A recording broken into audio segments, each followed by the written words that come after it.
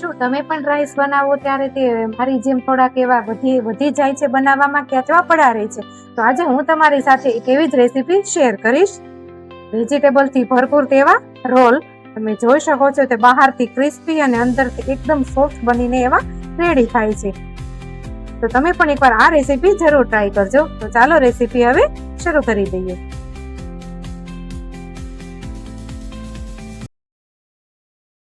આજે આપણે બનાવવાના છે જે આપણી ઘરે રાઈસ બનાવી તે વધેલા હોય તેમાંથી ઇન્સ્ટન્ટ એવો નાસ્તો.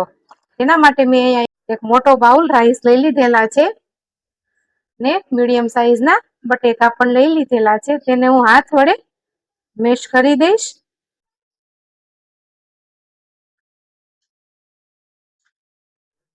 હવે ત્યારબાદ એક નાનું ગાજર મેં સમારી લીધું છે, નાનો એક ટુકડો મકાઈનો લઈ લીધો છે અને એક નાનું કેપ્સિકમ લઈ લીધું. તેમાં આપણે બધું હવે એડ કરી દઈશું.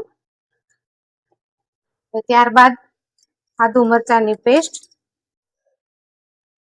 2 ટીસ્પૂન જેટલું ધાણા જીરું પાવડર, સ્વાદ અનુસાર મીઠું અને અહીંયા 1 ટીસ્પૂન હું ચાટ મસાલો એડ કરું છું. હવે આપણે તેમાં લીલા ધાણા એડ કરી દઈશું. બધું બરોબર હાથ વડે આપણે મિક્સ કરી લેવાનું છે મસળીને. મસાલો બનીને રેડી થઈ ગયો છે. હવે આપણે તેના રોલ બનાવી લઈશું.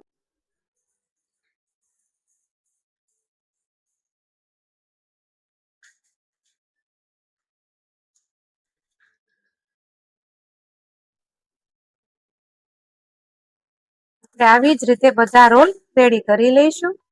એક બાજુ તેલ ગરમ કરવા પણ મૂકી દઈએ. રોલ બને ત્યાં સુધી આપણા તેલ પણ ગરમ થઈ જાય. મેં અહીંયા બધા જ રોલ બનાવી લીધા છે. હવે આપણે એક સ્લરી તૈયાર કરી લઈએ. જે આપણે રોલ બનાવ્યા છે તેને ડીપ કરવા માટે. તેના માટે હું અહીંયા 3 ટીસ્પૂન જેટલો મેંદો લઈ લઉં છું. જેમાં આપણે થોડું પાણી એડ કરી દઈશું. આપણે સાવ પતલો જ સ્લરી બનાવવાની છે. ગાંઠ ન રહે તેનું આપણે ખાસ ધ્યાન રાખવાનું છે. હવે હું તેમાં થોડુંક મીઠું એડ કરી દઈશ સ્વાદ અનુસાર. બધું બરોબર સારું એવું મિક્સ કરી લઈએ. સ્લરી રેડી થઈ ગઈ છે અને આ બાજુ તેલ પણ ગરમ થઈ ગયું છે. હવે આપણે તેને ફ્રાય કરી લઈએ. હવે પેલા આપણે સ્લરીમાં ડીપ કરી લઈશું. ત્યારબાદ આપણે તેલમાં ફ્રાય કરી લઈશું.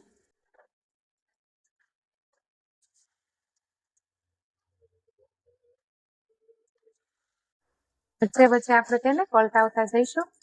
ગેસની ફ્લેમ આપણે સાવ લો જ રાખવાની છે. તો જ આપણા જે આ રોલ છે તે ક્રિસ્પી બનીને રેડી થશે. રોલ આપણે ગોલ્ડન બ્રાઉન થાય ત્યાં સુધી ફ્રાય કરી લેવાના છે. હવે આપણા રોલ સારા એવા ફ્રાય થઈ ગયા છે. તેને આપણે બહાર કાઢી લઈએ. અહીંયા બધા જ મેં રોલ બનાવીને રેડી કરી લીધા છે.